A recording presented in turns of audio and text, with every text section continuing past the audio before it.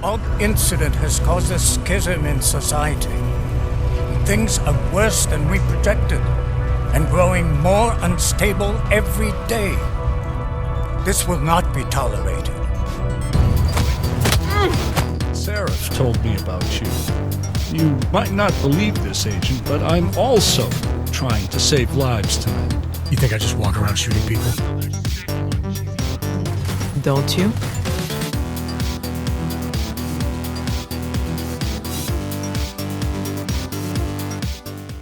I wasn't expecting any customers today, given the unpleasantness outside. Are you Louis Galois? I am.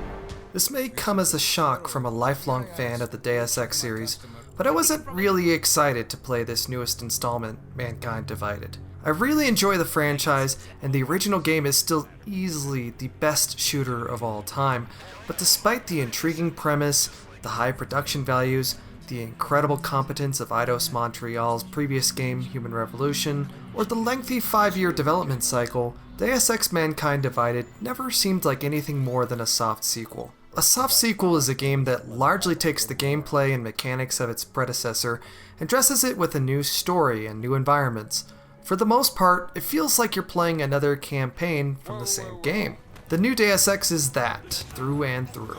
At the end of Human Revolution, augmented humans worldwide were sent into a homicidal rage. Aside from beefier graphics for modern systems, the subsequent mechanical apartheid is really the only major element that distinguishes Mankind Divided from its peers. The game takes place almost exclusively in Prague, the first major city to legally segregate still natural and technologically modified humans. As a hyper-enhanced international policeman wandering the streets, watching regular scenes of discrimination, it seems Mankind Divided is ripe for some real innovative storytelling on so many levels, except it never cashes in. After 26 hours clearing the Golden Path and nearly all of the side quests, I'm underwhelmed. Eidos Montreal had the perfect opportunity to surprise me, and they didn't. So what happened? Or really, what didn't happen? I haven't talked that much about the greatest shooter of all time, but it'll really help me establish why Deus Ex works, and Mankind Divided only mostly works. The original Deus Ex is a massive, complex, and wonderful game that I only bought because the September 2000 issue of PC Gamer told me to stop reading their Deus Ex review and go out and buy the game. And so at the age of 16, worried entirely that the M-rated would prevent me from buying it with my first paycheck from Best Buy, I took that large blue and silver foil box home and dove into a loaded universe of complex conspiracies. What sold me most of all was the ability to shape the narrative in ways large and small. In other shooters, the story was merely a matter of killing everything between a level's start and end points, and watching intermittently sprinkled cutscenes. As you played Deus Ex, your actions had consequences, and this carried through the game, changing when or how characters lived and died, or how events unfurled in a way that makes Remedy's approach to Quantum Break look slight. Deus Ex is a tough game to get into, but as I learned how to play it, the game became richer. You wound up believing that each new choice was making an even bigger dent in the game's cyberpunk universe. In this review, we're going to examine Mankind Divided as it breaks down into the 3 pillars that comprise the Deus Ex series: how your augmentations work, how the game's environments work, and the interlocking story that ties it all together. I should have died with her. Only I didn't. Deus Ex is about mankind melding with technology. Deus Ex Machina literally means a god from a machine, and the series explores how technology is allowing people to potentially become supermen, far beyond what our biology would naturally allow for. In our modern real world, augmentations come in the form of prosthetic limbs, ocular implants that allow the blind to see, or exoskeletons that allow people to perform incredible feats. Deus Ex is built on the premise that these will soon become commonplace. In Ion Storm's first 2 games, the ethical debates about augmentations are largely over, and now the whizzing gears and sticky actuators of older hardware look unfashionable and unwieldy compared to the powerful invisible enhancements that nanotechnology makes possible. In Deus Ex, we get a taste of what this technology can do, but it's not until Invisible War that we can see nanites being used in massive scale, like in the destruction of major cities. Eidos Montreal, who was completely new to the series when they picked it up after years of dormancy, decided to go backward in time rather than forward, which saved them from having to make future post-Invisible War augmentations look like spells from a fantasy game. Human Revolution explored a gritty near future where augmentations were becoming an everyday presence, and the augmented require a drug named neuropazine, or their bodies will reject the cybernetic enhancements. In the Montreal games, you play the dagger-goateed Adam Jensen, establishing the Duster and Shades look a full 25 years before J.C. Denton did it, and nearly 30 years after Neo did it. As Chief of Security for Seraph Industries, a company leading the charge on augmentation technologies, you're about to head off to a conference with your genius doctor girlfriend to present a neuropazine-free future, when your workplace is ransacked and you're left for dead. Your boss, David Seraph, takes the opportunity to extensively augment you while under the knife. Now you exist on the cutting edge, dealing with organizations both for and against augmentations, a position you never asked for in the first place. The series has always approached augmentations as superpowers because that's what they really are. You can jump higher, lift heavier things, see things better. Mechanically, you've seen stuff like this in plenty of other role-playing games where your character acquires new magical abilities. But Deus Ex stands apart because they make a big political commentary about who gets them. Being set earlier, the Montreal games explore the body modification of the near future, where an amputated leg is replaced by a complex piece of machinery. Later, the Ion Storm games explore the inferiority complex that snares those with older high-maintenance augmentations, as humans can now be modified without the bulky robotics. The original Deus Ex split your powers into augments and skills, so if you wanted to hack into computers faster or swim further, you upped those skills. But if you wanted to be invisible, you had to install a special augmentation. I've spent some time trying to formulate why they would keep these talents separate, and I couldn't quite figure it out. While Invisible War got a lot of flack for simplifying the first game's mechanics, including the elimination of standalone ammunition for different guns in favor of universal ammo, it does get credit for eliminating the first game's separate skills and converting the useful ones into standalone augmentations. I mean, really, why would you ever dump experience points into swimming or environmental training when you're rarely in those kinds of zones? Exactly. It seems Eidos Montreal had painted itself into a corner when setting Mankind Divided a mere 2 years after Human Revolution while bringing back Adam Jensen as the player protagonist. By the end of that game, you'd maxed out your abilities, so being forced to rebuild Adam Jensen from scratch seemed a bit redundant in a way that only Metroid games can get away with, but they have a very clever solution. In the game's first mission, set in Dubai, you actually have all those powers. Done this way, it serves as a very thorough and effective tutorial. When you arrive in Prague, the train station you arrive in is rocked by a terrorist bomb, and your augmentations go crazy. Under the knife, your excitable underground technician discovers that in the space between the two games, you were given experimental augmentations above and beyond what you had. You still have to rebuild your augmentation collection from scratch, but you've got more options. It's a clever conceit for the most part, but there's a catch to these funky new augmentations. They run hot. Until you find the coolant MacGuffin about 2/3 of the way through the game, turning one of these abilities on means having to turn something else off, otherwise Jensen will overheat and bad things will happen. What this really meant was that I didn't invest any praxis points in experimental Augs, which are largely offensive powers anyway. In fact, powers like your Typhoon Area Effect Storm or your wrist-mounted nanoblades require separate stacks of ammo, which was already a pain for the guns I was carrying around. The double or even triple dip of these augmentations for praxis points, then coolant, then ammo meant I skipped pretty much all the active mods and stuck the guns. Deus Ex is a game about choice, but this wasn't a hard one to make. Thankfully, the gunplay feels really good, especially as I play the original game, and your opponents have really vague hitboxes, and your cursor is only a really good guess at what you should be hitting based on how many points you dumped into that specific firearm skill. Carrying over wholesale from Human Revolution, the camera switches to third person, and Jensen can lock behind cover, hop from cover to cover unseen, and spring up to dispatch enemies easily. Your opponents fall easily to headshots, but I got plenty of use out of the game's melee takedowns, which cut to cinematics with each strike. I'm sure if I'd unlocked a higher bioenergy limit early on, I would have gotten really tired of seeing them, but they work well, especially as you gain the ability to take down multiple combatants at once. Speaking of missing abilities, I never found the ability to expand my inventory. I would have definitely dumped praxis points into that considering I was constantly juggling items. With a restricted inventory, I found myself sticking to 2 or 3 rifles and a pistol. Each weapon, excluding some specialty pieces, allows you to switch between ammo payloads to make you more effective against armored or robotic opponents. You can also purchase modifications for your guns like red dot sights and scopes. Despite taking a non-lethal route initially, my tranquilizer rifle had to go early on in favor of guns I could regularly get ammo for. The cops will always have plenty of combat rifle ammo. Diwali gangsters will always carry tactical shotguns. Thankfully, you don't need to carry melee weapons because the game's takedown system manages close quarter combat.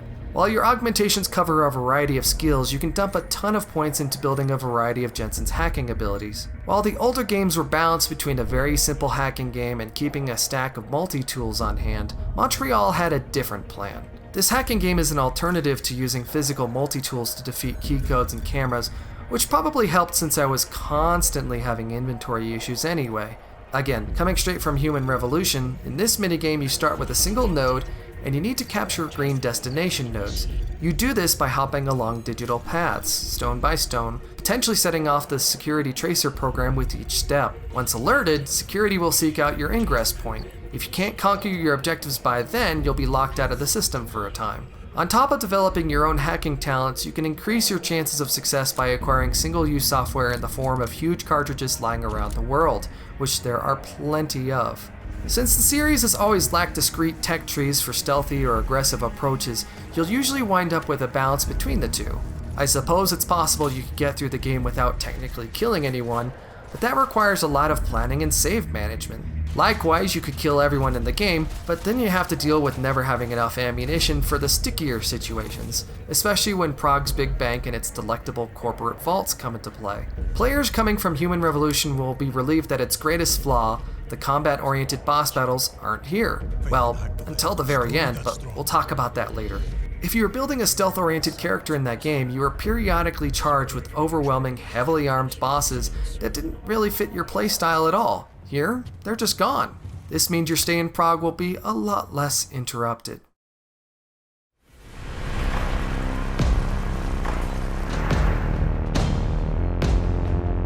I'm going to be incredibly reductive for a few minutes, so bear with me. Most role-playing games don't do anything with their environments. Oh sure, they may be big, they may be gorgeous, but they're really just the corkboard the game sinks activity pins into. A well-written story will drive you along, some sophisticated AI may cause dynamic encounters that make exploration fun, but unless you're playing in a full-blown sandbox, a role-playing game is really about playing to your preferences as you wander along static paths. Do you want to kill someone with daggers, two-handed axes, or magic? Do you heal faster or can you carry more loot? Does your character have a goatee or long flowing hair? Rarely does anyone brag about how they changed the game's physical world unless it came at the end of a lengthy quest chain. Deus Ex wasn't the first shooter to also be a role-playing game. It was unique because you not only built your character like any other game, but you used the game's complex environments to customize the story too. If you love how Dishonored approached level design with the same philosophy, you can chalk it up to the lead designer of both games, Harvey Smith. It doesn't really matter which game in the series you started with, or the fact that Deus Ex is old enough to legally drive a car, your best introduction will come from the original game's sucker punch of a first level, Liberty Island. The original Deus Ex spends plenty of time after you roll your character introducing how gunplay, gadgets, and hacking work in a relatively safe and linear obstacle course. It's a lot to take in if you're coming off a game like Half-Life or Unreal, which are, strictly speaking, murder tunnels with puzzles, but as a new Deus Ex player, by the time you reach the end of the obstacle course, you feel confident enough to master any situation with the tools provided. Then the game dumps you on the southern pier of Liberty Island and leaves you to resolve the situation at hand on your own. The NSF, a group of terrorists from the Pacific Northwest, have taken over the island and hijacked a massive supply of ambrosia vaccine needed to keep a new plague from destroying the population. Not even government officials are immune to the loss of this precious medication. We lose the vaccine, I'm sending your bike to the mayor to explain why he and his 3 daughters won't get their pills this month. Even though the United Nations heavily funded anti-terrorist coalition is headquartered here, the powers that be have ordered the foot soldiers to heal. You're the agency's second nano-augmented agent, and your boss Joe Manderley wants to know how well you perform. Your first choice in the game comes when your brother, the agency's first nano-augmented agent, rushes you for a briefing. The terrorists and their commander are holed up in the Statue of Liberty, and one of your fellow agents has been captured and is being held in the basement. You have 360-degree access to the statue, there are some extra surprises around the site, and a contact on the North Pier can make the job easier. On top of that, your brother offers you some specialized weaponry, something echoed in the new game. Do you take the crossbow and tranquilize the NSF silently? Do you pick them off from a distance with your 30-06? Or do you blow them up with your explosive GEP gun?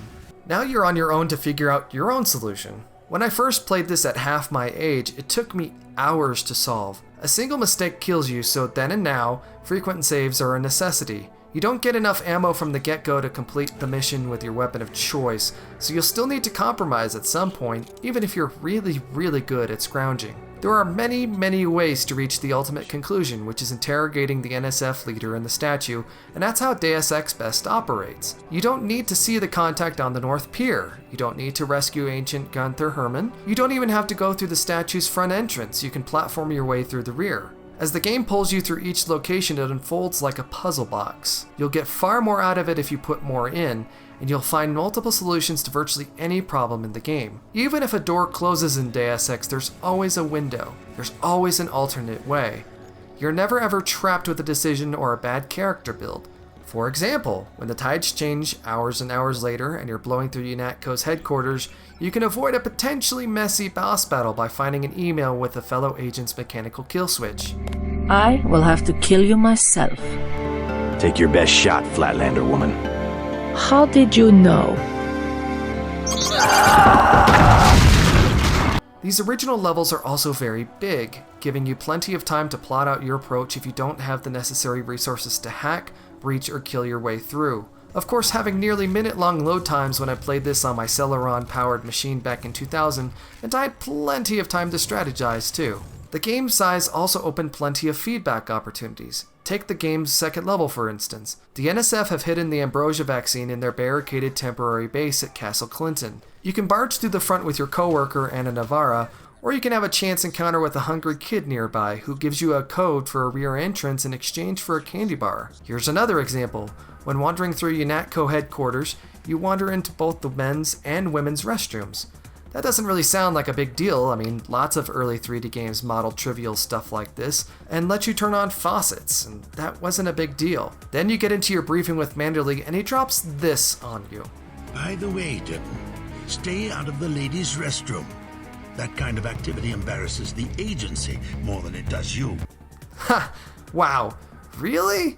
That's an incredible touch. Ion Storm may have banged their heads against their desks for years over-designing and overpacking their levels, but few games ever give you such specific feedback like that. That's the kind of scenario you remember 20 years down the road. Even as you're playing through the ornate levels of the newest game, you never once experienced that kind of personalized attention for your actions. Mankind Divided opens 2 years after Human Revolution as you're speeding toward Dubai to intercept a weapons deal in an unfinished hotel. At first, this feels like the opening of a Rainbow Six game as you're dumped into the trash superstructure of a would-be luxury giant. This isn't a Liberty Island situation, it's a tightly guided tutorial. It only felt like the game was letting me experiment when I tried to follow its combat tutorial and wound up dying repeatedly.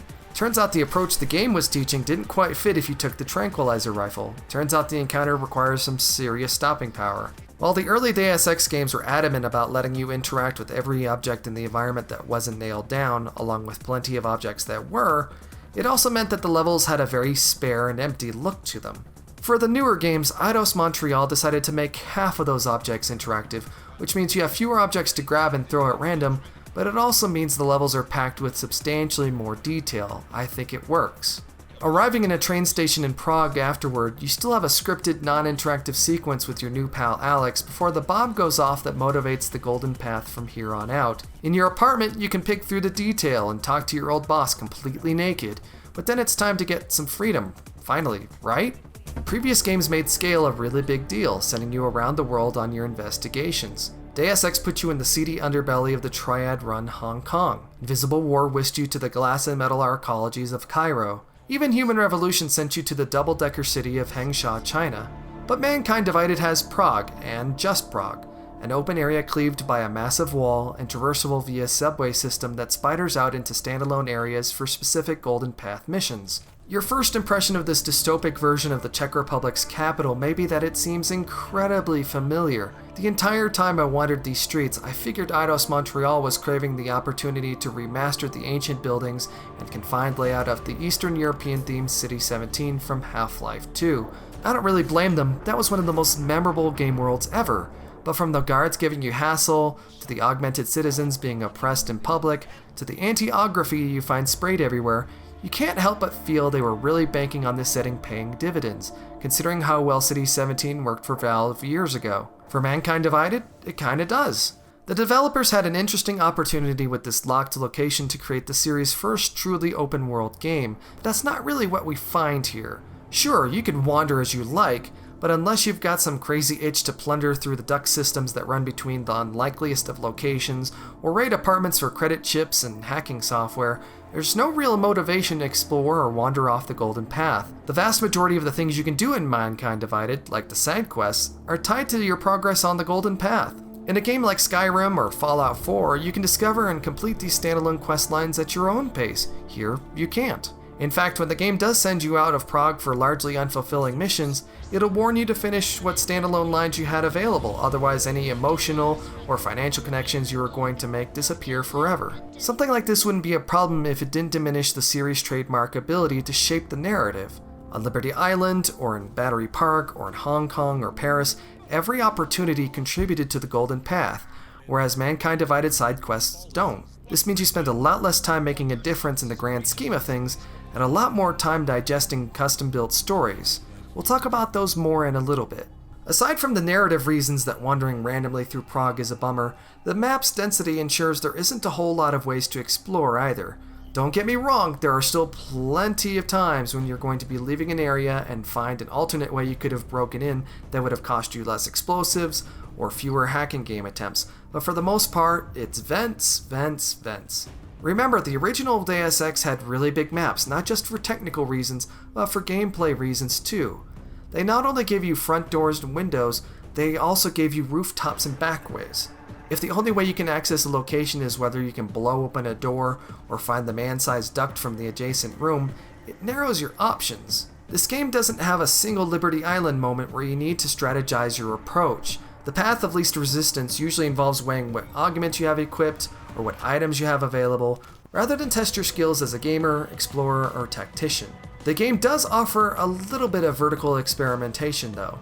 If you've got some neuropazine at hand, you can get some scraped text from a local information broker that sends you on quests to scope out various penthouses. Here, you'll enlist your eye and some good timing to platform from ledge to ledge like a first-person Infamous. I'm not a huge fan of first-person platforming, but the mechanics work well enough here that I kinda wish the game had more of it. Aside from these specific tasks, there's never any exploration of Prague's vertical limits. Human Revolution was a good-looking game, and 5 years later, Mankind Divided is similarly breathtaking, although it sheds a lot of its prequel's black and gold aesthetic. This is actually the first Deus Ex game where you can play in broad daylight. The environments are incredibly detailed, and they really sell you that this is a place. The game best displays it in its futurism, whether it's in the characters' outfits, the holographic wall laid over the old facade of the Prague Police Department, or in the radical new architecture that the world provides.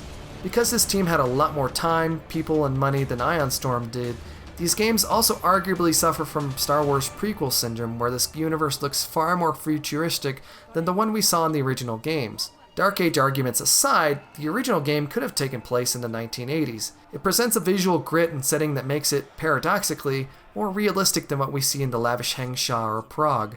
You can take or leave Montreal's elaborate art direction, and I'm just not sure which approach works better, however distinct these games look. As pretty as Prague is, I wish there were more landmarks or distinctive areas that aren't either antique or geometric futuristic. The city is so homogeneous that I was constantly pulling up my map to orient myself, even if the start and end points were only half a block away. There also aren't enough humans in Prague. This guy apparently runs 2 major shops, gives the exact same pitch about gray market breach software, and doesn't remember his customers. Your arms handler co-worker is also apparently a cultist. The user experience is very clean and well animated, although there's a strange bug that kept some prompts on screen for far longer than intended. I appreciate that they ditched the Trajan typeface from the UI prompts in their pre-release videos in favor of Gotham for everything, even if Gotham is a relatively safe choice for a typeface. Wait, Gotham typeset against flat, polygonal designs? Where have I seen that before? Close to the bank tell me that no hacker has ever come close to breaching the Blade's defenses. Just like its augmented role-playing and virtual worlds, the Deus Ex series is also known for its elaborate globe-trotting stories. As a kid of the 90s, incorporating every possible science fiction conspiracy into one game was incredibly exciting. Roswell, New Mexico, the Men in Black, the Greys, the Illuminati, FEMA camps, all of them show up here. When you bought the original game in 2000, it even came with some in-world literature to sell you on the illusion. Deus Ex threaded all of these disparate tropes together into a yarn that took you from mere pawn to world shaper over the course of a 30-hour game. As you transitioned out of UNATCO and traded the NSF for Majestic 12, the world became progressively smaller. Invisible War suffered primarily because the series had blown its conspiratorial load in the first game, leaving an odd science fiction husk that was far less fulfilling. The problem with equipping each Deus Ex game with some world-altering conclusion, especially one that's in the hands of the player, is that it isn't really sustainable. It's hard to follow up when you've doomed all of humanity, or made the world peaceful forever through supreme AI supervision. Eidos Montreal built such a thing for the conclusion of Human Revolution, a game that already felt it was borrowing a bit too much from the original game at times, but it went so far as to borrow the fact that which ending it received was a decision made in the last 10 minutes of the game, rather than being a natural conclusion of a custom 30-hour campaign. It's hard to design that much game, much less build it, and it's a flaw the series has always had. For Mankind Divided, the team went in a different direction, and I really have to give them props for trying something new. The problem is that it's not very satisfying. If you haven't played Human Revolution, you're in good hands, because the game opens with an optional 12-minute recap video that explains everything that happened in that game. This even helped me a whole bunch since it's been 5 years since I've played it myself. I'd genuinely forgotten about all the little twists and turns that game takes. Since both games are prequels, you're obviously not required to be knowledgeable of the Ion Storm timeline, but it does make the bits featuring characters from the first game feel like fun fan service rather than merely cryptic narrative. Regardless of what ending you picked on Panchea in Human Revolution, you still wind up being recovered in the Arctic Ocean and taken to a secret lab. And, well, the game doesn't really cover the 2 years between these games too well at any point. So now it's 2029 and you're on a helicopter as part of Task Force 29, an anti-terrorist organization created by Interpol. You're headed to Dubai for a politically generic mission as the squad's sole augmented agent. You'll immediately feel the tension of mistrust as everyone nonchalantly ponders when you'll freak out and murder them all. Of course, even this tutorial/arms deal goes south when augmented figures and golden masks appear to ambush everyone. As you step off the train in Prague, which is apparently your home base now, you encounter Alex, who's your physical contact with the Juggernaut Collective, a group of hacktivists trying to expose the Illuminati. Now all of this makes sense, but only because I read about it afterward trying to understand why you're in Prague talking to a friendly face with the Juggernaut Collective. Despite the elaborate production values and the recap video, this introduction doesn't do a terrific job explaining things. From here, the game chases two ends. The first happens immediately when the train station is blown up and your investigation and subsequent revelations about Task Force 29, the Juggernaut Collective, and the Augmented Rights Coalition, or ARC, become the game's golden path. The second is this strange new anti-augmented world you live in, highlighted in the periphery and in the montage of side quests you take along the way for extra money and experience. One of these angles is supremely interesting, and the other is Jensen investigating the train station bombing. The first major concern is that Mankind Divided's greatest villains may be the writers at Eidos Montreal. You have less flexibility to tweak the narrative than ever in a Deus Ex game here, as the writers think that their scripted drama makes up for the freedom and real consequences the series once promoted. This becomes apparent early on as you're glued to both Task Force 29 and the Juggernaut Collective in equal parts. You complete tasks for each conflicting group, one after the other, and rarely do their directives ever come into conflict. Your co-workers in the task force never even seem suspicious, even as you're planting recording devices and breaking into your boss's apartment, despite the fact that you're the highest profile augmented agent on the force in a city where anti-augmentation tensions are at their fiercest. At no point can you ghost from either party and receive a different batch of missions. Now granted, Deus Ex never let you do that either, but if Mankind Divided is going to try and be the most open environment in the series, why not experiment with this even slightly? Eidos Montreal trades the flexibility of its golden path by building out a suite of side quests and characters. You'll find the crazy cult in the sewer run by a maniacal magician. You'll play forensic scientist searching for clues after a woman has all her augmentations ripped out and she's left for dead in an alley. You'll take down a smuggling ring distributing neon, a hallucinatory drug that conflicts with neuropozyne and kills augmented people. When a fellow agent gets lost undercover, you're there to fish him out. There are plenty of interesting little ideas in this universe, and it's in these personal dramas and intimate moments that you realize that this is where all the heavy mechanical apartheid themes went. If you're skipping these quests, then you're skipping the dramatic thrust of the game, and the entire sympathetic theme they were trying to sell the game with. The fact that the Golden Path largely dances around the Aug segregation rabble is incredibly disappointing. Halfway down the Golden Path, your boss sends you to Golem City, which is the labyrinthine ghetto where Prague's Augmented are being gradually sent. You're there to recover Talos Rucker, the head of ARC, the group suspected of conducting the train station bombing. It was a hell of a slog to get to him, causing me to get lost between levels primarily because the mission marker was stuck on an elevator shaft that I must have climbed up and down a dozen times trying to find some hidden exit. This fits because moments later I talk to an invisible glitched Rucker. Of course, right as I convince him to turn himself in for interrogation, his augments flip out and all his guts explode. It's then we discover that a splinter group of the ARC being run by Augmented Tank Vicar Marchenko, a man we don't learn anything about, is planning to use the same DNA shredding orchid poison that just killed Rucker to kill billionaire Nate Brown. Brown, in turn, is building a city specifically for augmented people to thrive, and is throwing a huge party in London to lobby the United Nations officials to kill a controversial bill that will strip the augmented people of their high-end machinery. Wait, what? An augmented man is trying to kill a pro-aug businessman? What? This is all supposed to make sense in the end because Marchenko is supposed to be the sleeper cell that the Illuminati deployed to get Brown killed because they want that UN bill passed. The Illuminati, as powerful and secretive as they are, don't want humanity to become augmented, despite the fact that millions of people have already become augmented, and apparently only intended to control the augmented through the events of Panchaea, not have them devolve into a murderous rage killing everyone. No, never mind. None of this makes sense. I suppose we can talk about performances, and they're fine for the most part. Adam Jensen returns, along with gravelly voiced actor Elias Tufexis, and that works. I give props to Eidos Montreal for creating an actual character protagonist for their games instead of using blank customizable heroes like the Dentons of the older games. The rest of the cast fills in nicely, including Peter Serafanowicz as your pal McCready. Jensen!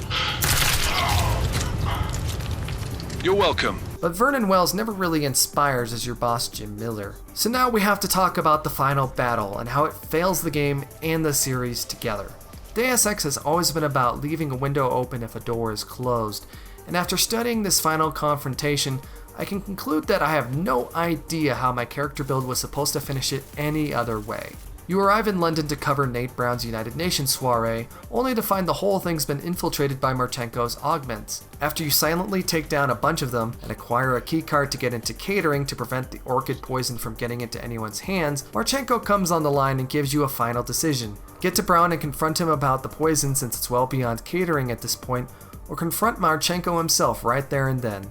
The decision doesn't matter actually, because even after I rushed to warn Brown, I still had plenty of time to reach Marchenko before he could blow up hundreds of people in a nearby skyscraper. Since I didn't have bot domination to turn his drones against him, and my energy reserves were limited, my only option was to shoot it out with him. Marchenko, of course, is a bullet sponge, and I had very little ammunition left after fighting through the entire rest of the complex. After several attempts, I kept running out of ammo and dying, so I opted to go back to a previous save. After I'd warned Brown and thought I was on the clock to reach Marchenko, I actually spent nearly half an hour going through the entire level scrounging every last bit of ammunition I could possibly carry. So I confronted Marchenko again by hiding an event in the back of the exhibition room and unloading on him when he'd passed by. I still couldn't kill him. I was genuinely afraid at this point that I wouldn't be able to beat the game after making it so far. I went into the options and for the first time my entire play session turned down the difficulty a notch. With the same pile of ammo and an AI that was more likely to stay in eyeshot of the vent, I finally managed to kill him. The Marchenko fight was the Barrett fight from Human Revolution all over again. There, I only managed to dispatch him by hiding in a supply room he couldn't reach and taking pot shots. This is not what Deus Ex is about. This is genuinely awful. Despite having a pretty strong balanced Jensen, there wasn't any way forward that didn't get me murdered. I spent a full third of my time in London putting Marchenko down. Then the game ends. It's over. Well, it's over after a lengthy socketed cutscene detailing extensions of minor quests you did throughout the game, along with a mid-credits cutscene that tries to set up the next game. The climax of this game fell on defeating a man we know nothing about, who was passionately acting against his best interests, for no reason other than plot, and not even introduced until nearly 10 hours into the game. And it's over. On top of all my other questions I've had so far, where do we get some closure on the arc with Sarah about what happened between you and Orloff in that Alaskan facility after surviving Panchaea? What's your ex, the brilliant researcher from Human Revolution, really doing on the West Coast? How is Adam Jensen, the man who changed the world, still submitting resumes to join police forces? Did his deeds in the previous games really go unnoticed by the world at large? Isn't the Juggernaut Collective's leader, Janice, just an AI? I mean, isn't that pretty obvious? I don't know about you folks, but while a choppy, underwhelming story really chilled my enthusiasm for Mankind Divided, some of the other stuff they threw in really confused me too.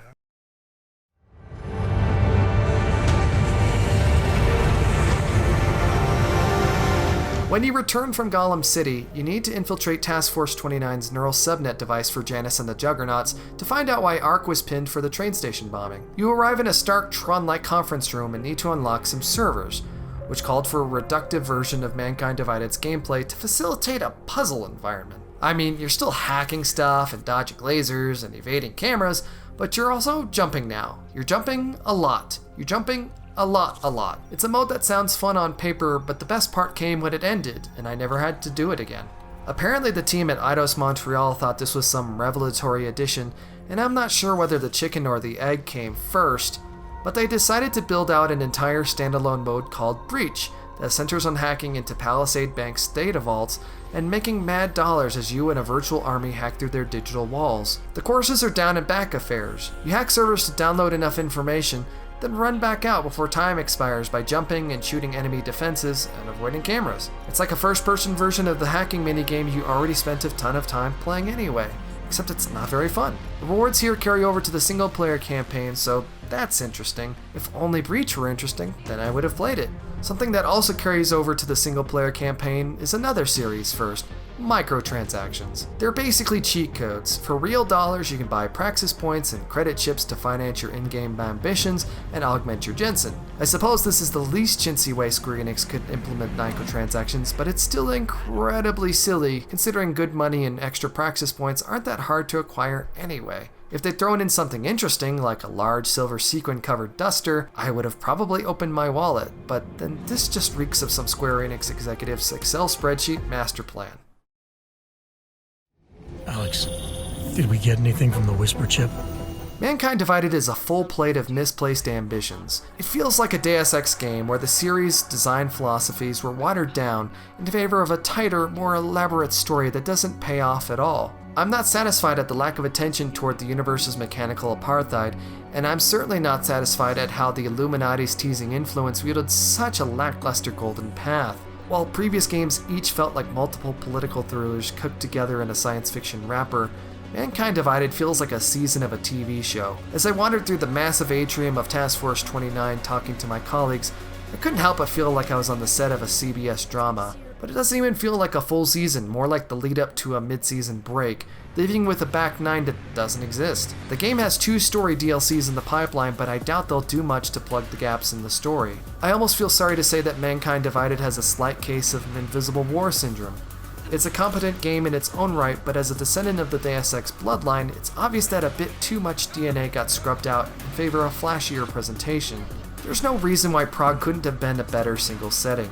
There's no reason why the story couldn't have explained things better. Heck, this game would have been well served by an internal encyclopedia to allow even a longtime fan like myself to keep tabs on all the different people, locations, and organizations flying around this game. I'm glad Eidos Montreal took a risk on an entry with a narrower focus, but as a game in the main series and a literal sequel to Human Revolution, it feels like they thought they had learned Deus Ex's many great lessons in that game when they hadn't, and built a second game that doesn't move the needle mechanically while taking a step backward as a narrative. This is especially disappointing considering it's been 5 years since Human Revolution, and the fact that there's so much content in this game.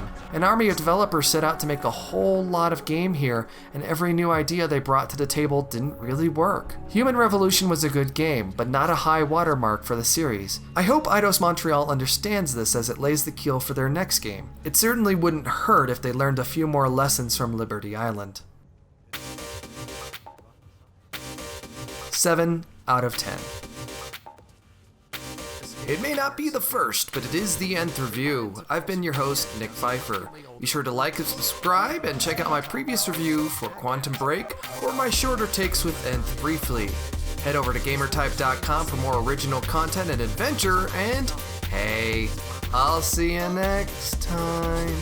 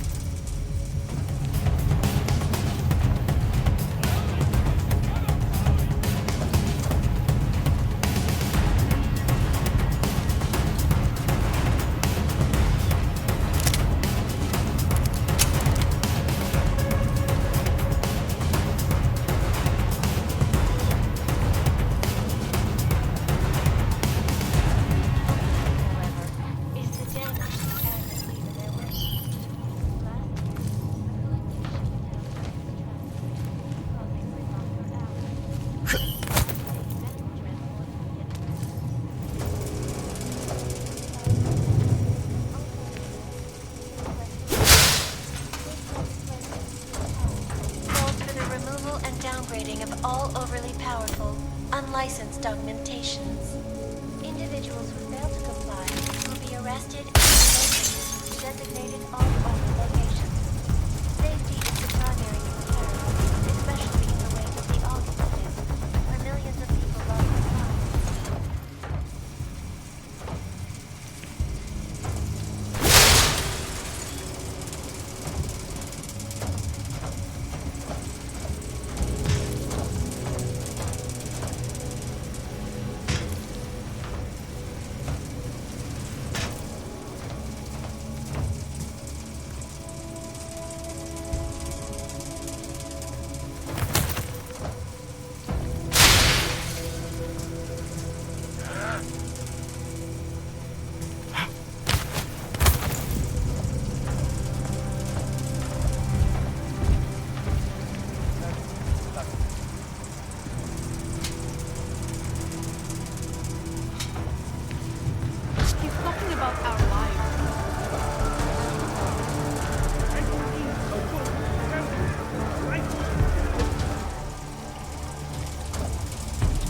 Respect.